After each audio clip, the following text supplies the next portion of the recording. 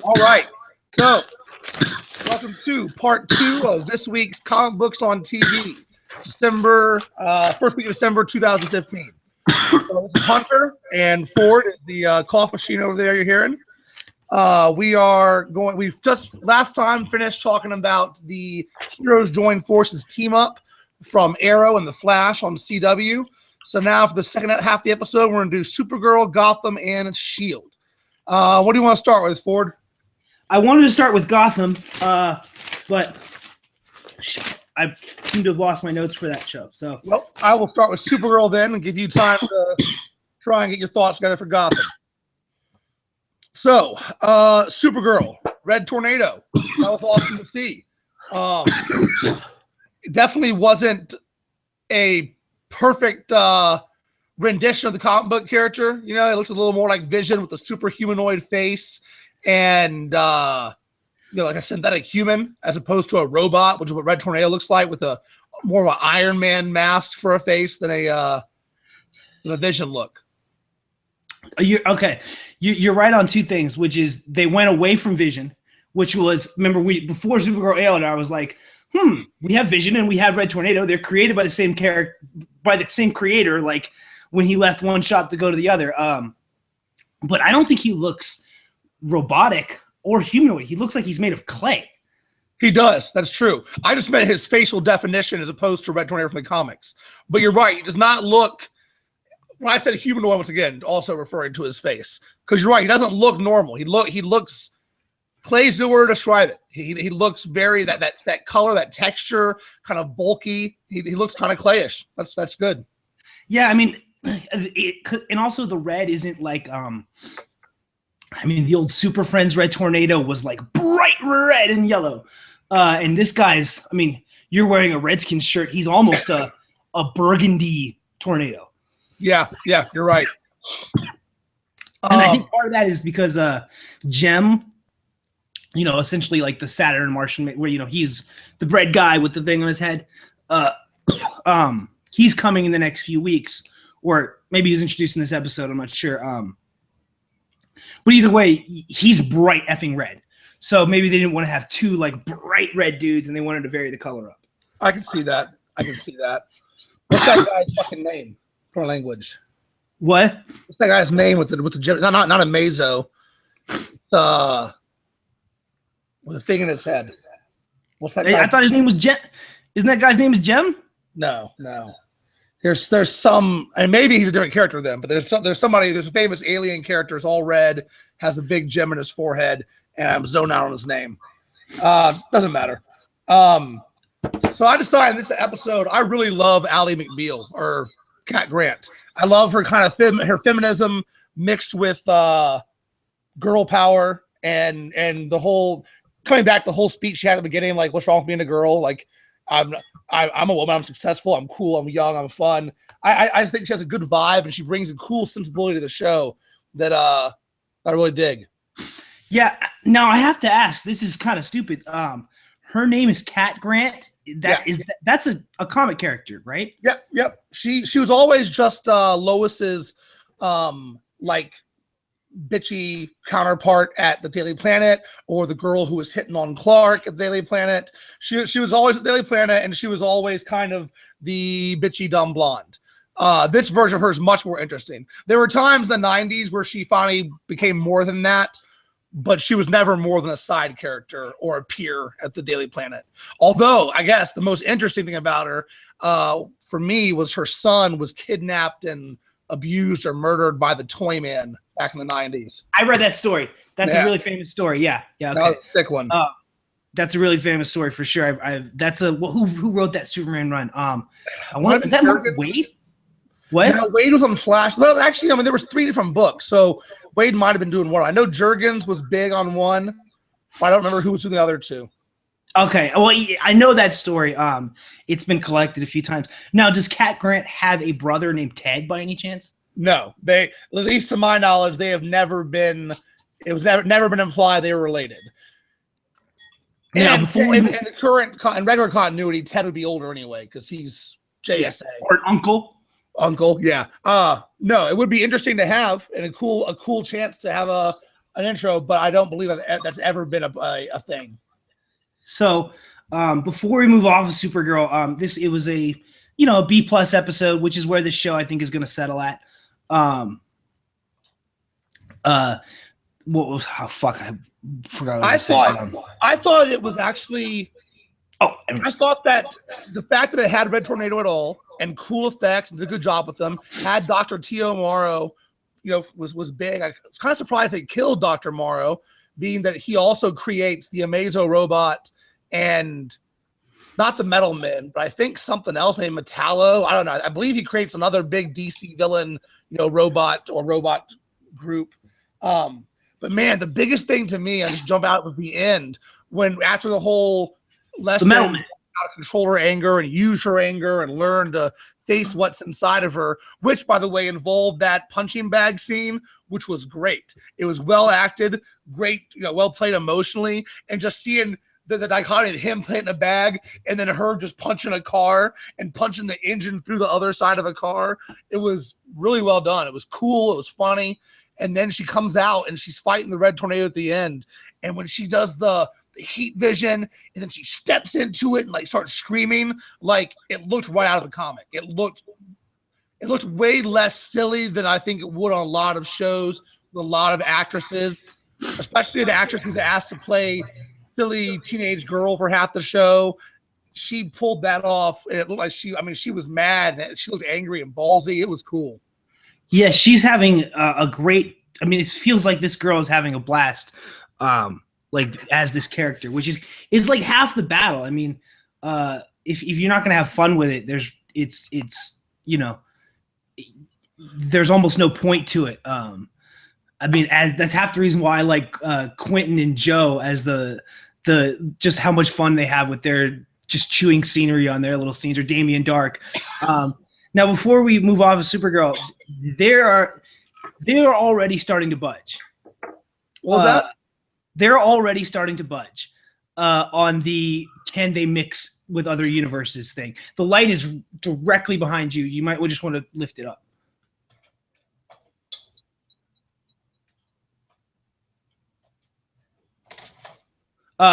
Okay, so Andrew Kreisberg did an interview today or yesterday talking about how we'll start at the beginning. At the beginning of the year, Supergirl is ran by the same people that run Flash and Arrow. It's the exact same production crew, same casting department.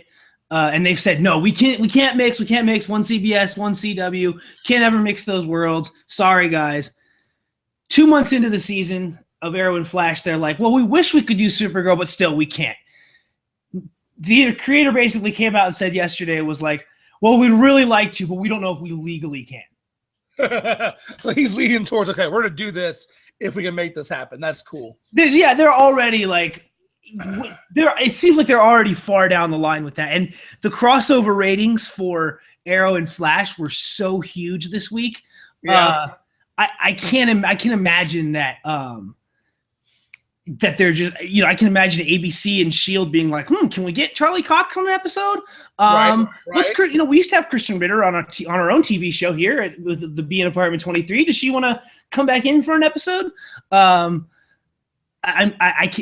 the fact that they could make Supergirl and everyone knows they're ran by the same people, it's going to happen. I'm betting next year.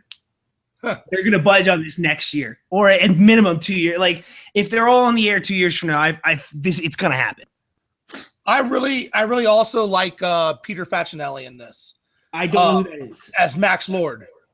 Oh yeah, Max Lord is I keep feeling like, okay, Supergirl gets to use him. I would have. Yeah, I know. Okay. Why not? I mean, he's a Justice League thing overall, but Superman has almost always been the Justice League, so it's an easy tie. And he's good. He's entertaining. He's kind of sleazy and charming at the same time. I think it's good. I definitely like him. But my point was that Supergirl sees him like we just saw how effective and spectacular a mind controlling creepy dude can be on Jessica Jones. Like the best Max Lord story is he gets a hold of like the point of David Tennant's Kilgrave was that he didn't want to walk into Avengers Tower and tell Tony Stark what to do. He just wanted Jessica Jones to want to have sex with him, and that's all he cared about. What made him so creepy was just getting he just wanted to live easy, rich, sleazy life. But he, what he wanted to use his power for wasn't the big evil scheme. It was much sicker and more personal than that. The one woman he couldn't have. But yeah, Max Lord's a little different. Max Lord is the other side of that coin. Max Lord's like, oh, I'm gonna go tell Superman what to do. Yeah. The Max Lord with Blue Beetle and Wonder Woman, all that, that whole storyline, everything that came around. That was that Final Crisis? No, that was Infinite Crisis, right? Crisis on Infinite, yeah, the Infinite Crisis, yeah, Infinite Crisis with the Omax and all that. That was an awesome little run there. They're gonna make a Justice League movie, and he was at the one. I mean, Supergirl gets to use him, huh? Yeah. That judging from the Arrow precedent, that probably means he won't be in movies. That's actually true, which is too bad because he's perfect for Justice League movies. The one other thing I would say about Cat Grant, I really loved her speech about how when you're a girl you can't freak out. How if I'd thrown something through a window, hell, if I'd thrown a can or a book or some paper, it would have been all over the news. It would have been dreadful to my career. I thought that was a great conversation, a great realistic thing that this show and its kind of feminist vibe should have. I like that a lot. I like her character and what she brings. Absolutely. And she brings a gravitas to the, I used to be the star of the biggest show on TV. Now I'm here. It kind of lends a legitimacy to, she was the biggest star on, Mallory McBeal used to get like 20 million people a week. I mean, The Walking Dead for a few years. Yeah. I mean, but anyway, okay. So, I give Supergirl B+, just because I kind of wanted to stay on this trajectory. I don't really want it to shoot for A's. I want it to just stick in its lane. I'll give it to A-. I really love the Red Tornado fight scene at the end. I thought it was almost movie quality. I thought the choreography was good. The effects were great. And once again, her scene close on her face as she's getting that heat vision. It seemed to me more than the TV shows usually get. And I thought that and Cat Grant and the fact that Red Tornado was in it all moved it up to me to A's are tough, but I'll say A- just so I want to give it some extra love. Alrighty. Okay. Well, moving on to something that emphatically did not earn an A. Gotham. Okay. So my last notes are for season 2, episode 9. So it would have been season 2, episode 10 of Gotham. And sure as eggs, this was the worst episode that they've done. You are definitely wrong. You did not watch last season. Okay, right. This season. This is definitely not the worst episode they've done. I thought that I don't know. I thought it had a lot of moments that I really liked. I liked Bruce. I liked the idea of him concocting this plan to get what he wants, faking he's being tortured. And then, I liked a lot of little moments. And then there was also some just ridiculous crap. Yeah, we can talk about Jim Gordon deciding to bring a 13-year-old on a SWAT team. You're frozen if you can hear me. I can't hear you. Oh, fuck. You can't hear me? Nope. I can hear you now. It came back. It just froze for a couple seconds. All right, so let's start over. We can talk about Jim Gordon deciding how it was a good idea to bring a 13-year-old on a SWAT team raid. Maybe she's 14. The Bruce stuff I've told you all season long has been like the one competently written thread in the show. Like, it's entertaining. I was entertained by the whole show. Penguin and Enigma, certainly that's fine. If you want to pair those guys off, like, okay, at least it gives I'm actually liking that, yeah. It gives them, was this the episode where they had the duet? It started with them singing? I think so, yeah. That was entertaining. Like, that's it was weird. It was creepy. Yeah. Sorry, go on though. If you want, here's what I'll say. I think that what started making this show immensely more watchable for me, without wanting to punch things, is just accepting it's just a fucking loony bin. And if you apply the standards of the logical and writing standards of even of Arrow, not Arrow, but well, it's still Arrow, but definitely of Shield or Flash to this, well, it's ridiculous because this world is crap. and the logic they use and the excuses they use and the decisions that reasonable characters make, like the way Gordon closes this episode. Like they're just they're not good. They don't make sense. They're not out of the comics even. It's like they've taken, the what had Tim Burton having the circus gang and all that shit. It wasn't related to Joker, just a circus gang, and penguins with nukes or missiles on their backs is the same thing that these guys have for what Gotham is. And as long as, like, it's, but at least it isn't as zany as a 60s show anymore. I think they're doing a much better job of writing it than last season, but still too often it's crazy as shit. I'm just getting better at accepting it's just crazy as shit. It's also, so who's the biggest villain on this show right now? Jim Gordon? Yeah. I mean, like, he's the villain. Like, what did it makes, at the end, Gordon, I mean, great speech by Vic Mackey. I forget his actual name or his character's name on this. I just know him as the Shield guy, but Captain Barnes. Maybe. I think it's, either way. He's like, no, you have to say, and I was like, okay, cool. Good speech. Gordon's going to not, he's going to not give him, and then nope, he just lets Penguin beat him to near death, then shoots him, and then it's like, okay, we're good. No, it's way worse than that, because if he had shot him before the speech, it's heat of the moment. It's he's trying to get away. Maybe the dude's not turning himself in. He just threatens him away. There's blood in your eyes, but you took the time to wait, to drive somewhere else, to let Penguin beat him half to death, as you mentioned, and then you put a cap in his head. Like, that is beyond premeditated murder. Yeah, I mean, so like, I honestly, the show I wanted to see would have been like, give me that 10-minute car ride. Like that would have been hella entertaining. Like, to show Penguin, and instead of cutting to them on the dock, like, what kind of music were they listening to in the car? Like, did Penguin like try to like change the subject to like, so how are the Gotham Knights doing this week? Like, what would it? No, because Gordon wouldn't fucking talk. Because Gordon's always got his, I'm Gordon, I'm in a bad mood face. I have no humor at all.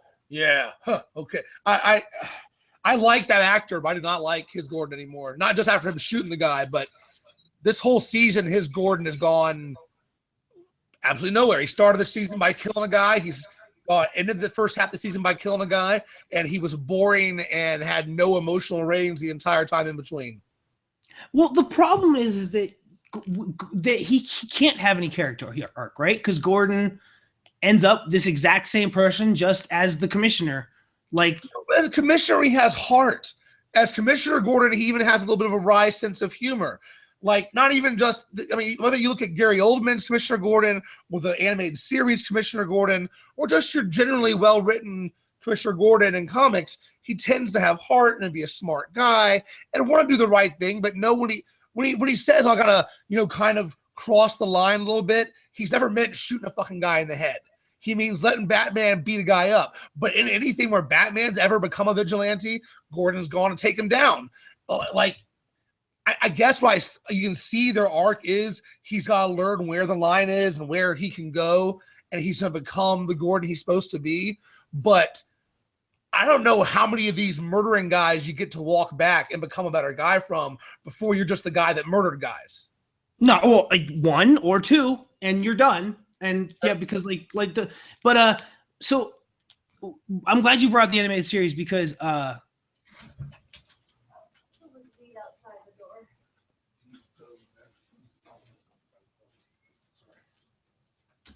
you can keep talking. Oh, okay. I didn't know what was happening. Fuck. I forgot what I was talking about.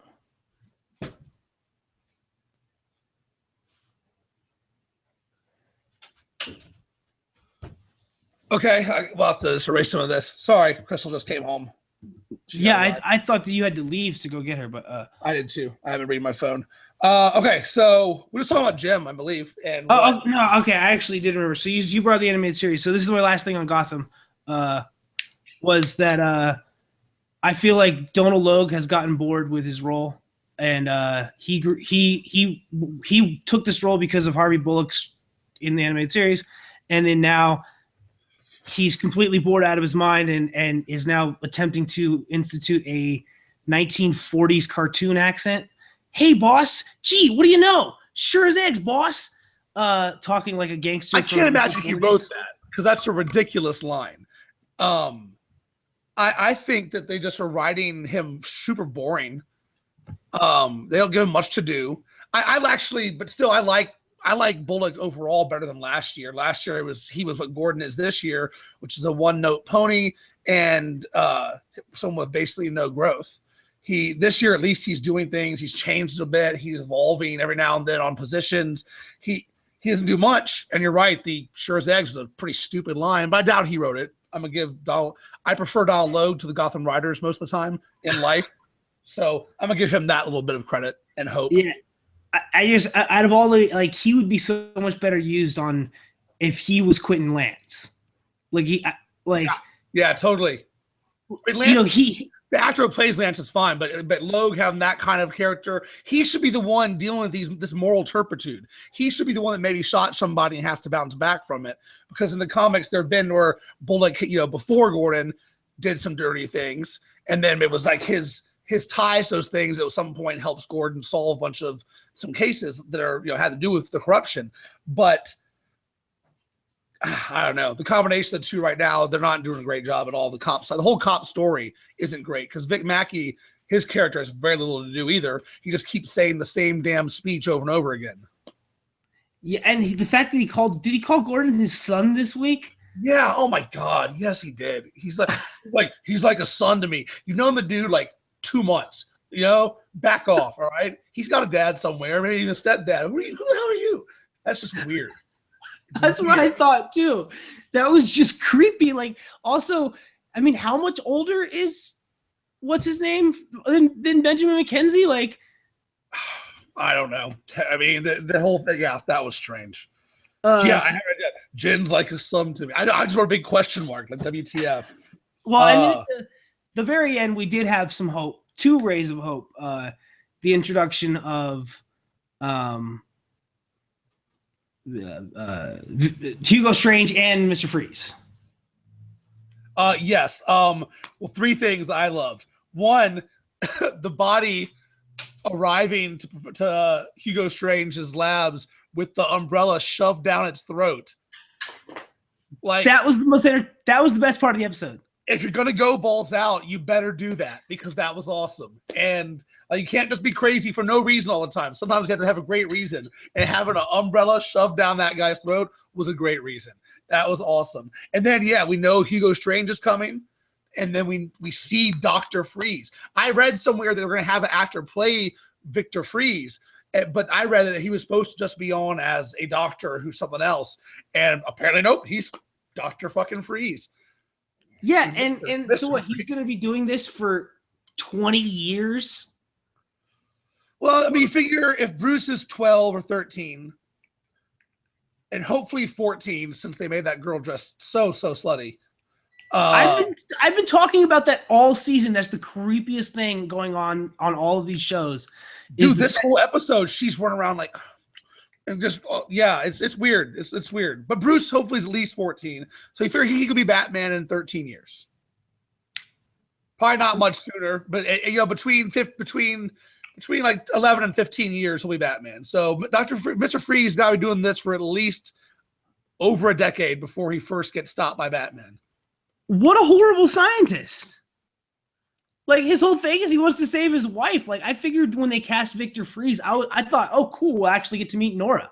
Like, that was my thought when I read that, was like, that's an interesting character to play with because the only Victor Freeze we've ever met, has been either horribly written in comically stupid ways like Batman and Robin, or in beautiful make me cry ways in scar my childhood ways like Batman the Animated Series.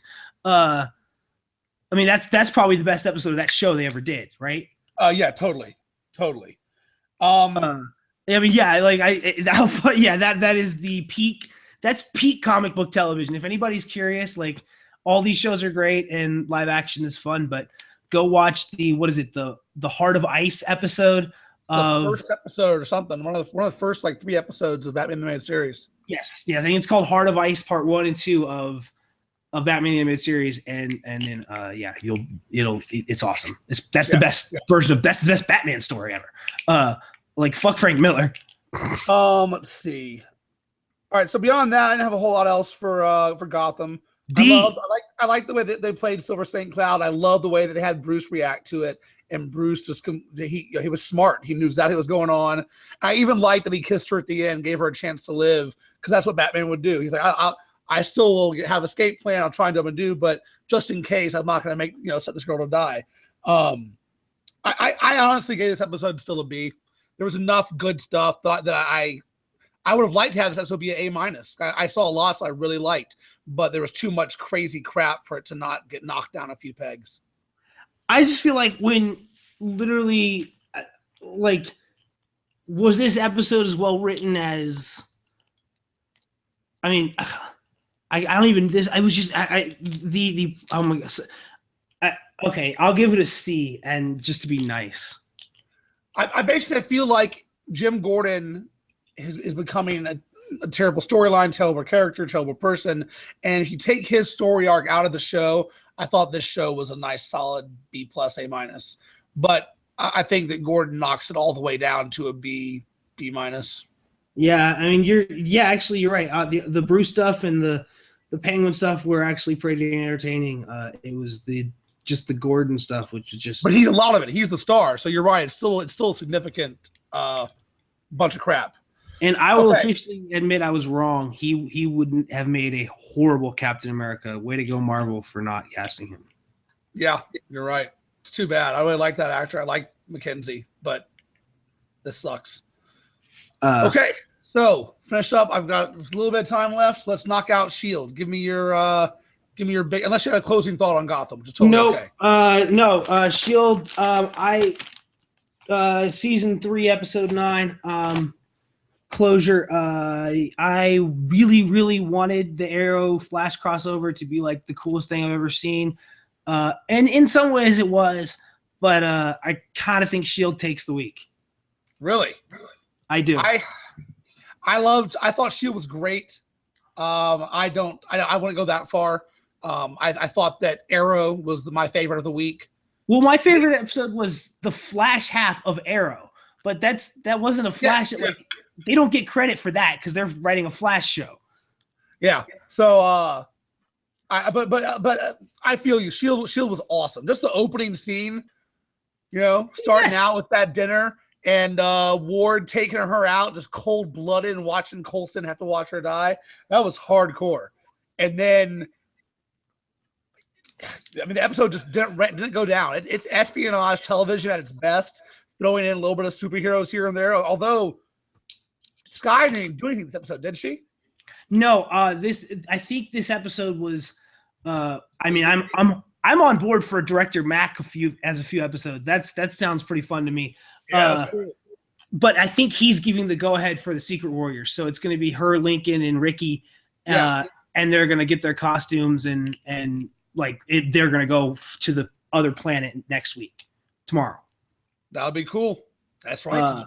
Yeah, we're getting close to it. Yeah, I thought that the Coulson getting out of his apartment out of her apartment, whatever, after dinner, was like another cinema quality scene, similar to the one from Supergirl, where it was a good minute and a half of escaping from the building, gunfight, and awesomeness that you just don't see that quality all that often. It was tight. I honestly didn't know he had that in him. That was very good. No, well, let's go just back up 1 second. Killing Rosalind, first 5 minutes of the episode, in just like not even the Departed headshot, like shooting her through the throat. That was so much meaner. So 2 weeks ago or whatever, we talked about David Tennant potentially being like, is he now the second best comic book villain or whatever? We're underselling Grant Ward. Ward is probably number 2, because we've known this guy. We know all of his motivations. Like, it all makes sense. We've had so much build up with him. Seeing him evolve from season 1, and then even in season 2, he was kind of like a lost puppy. he was bad, but he was lashing out, and like he wanted some approval, and he wanted, he kind of wanted them to take him back or something. And now he has found himself as an angry, evil son of a bitch. Yeah, I mean, anyway, love. He was my favorite part of the episode. Yeah, Sky didn't really do anything. I'm down for director Mack as a few episodes. And then Coulson this was like I guess a starring vehicle for him. I mean, this was the best episodes he's had in a while. He got to do the stunt where he dove through the portal at the end. Yeah, that was awesome.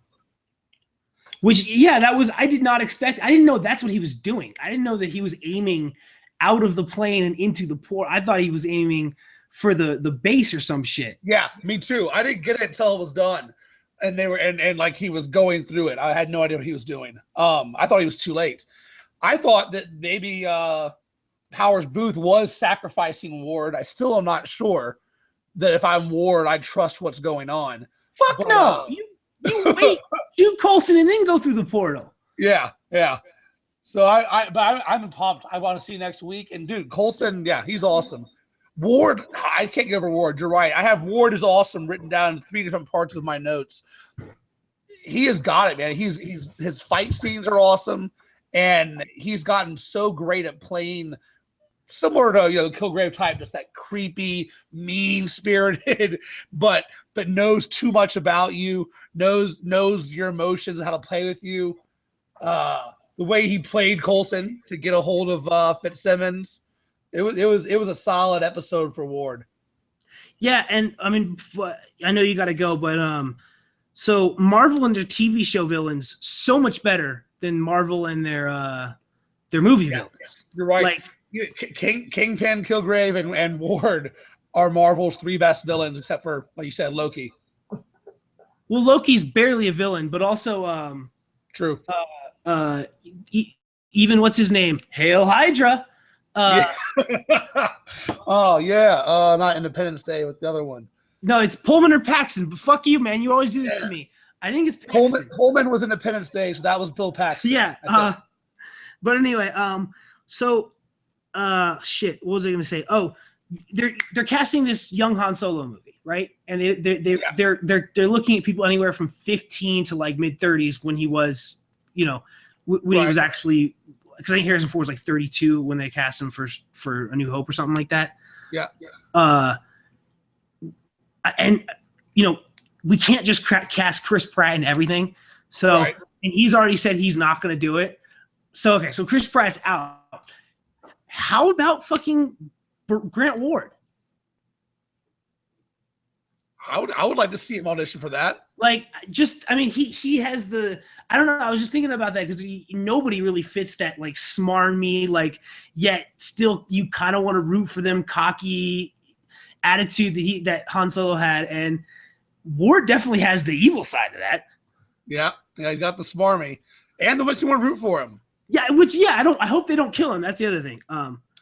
But anyway, so I give this an A. This is the Shield I thought was the best of the week.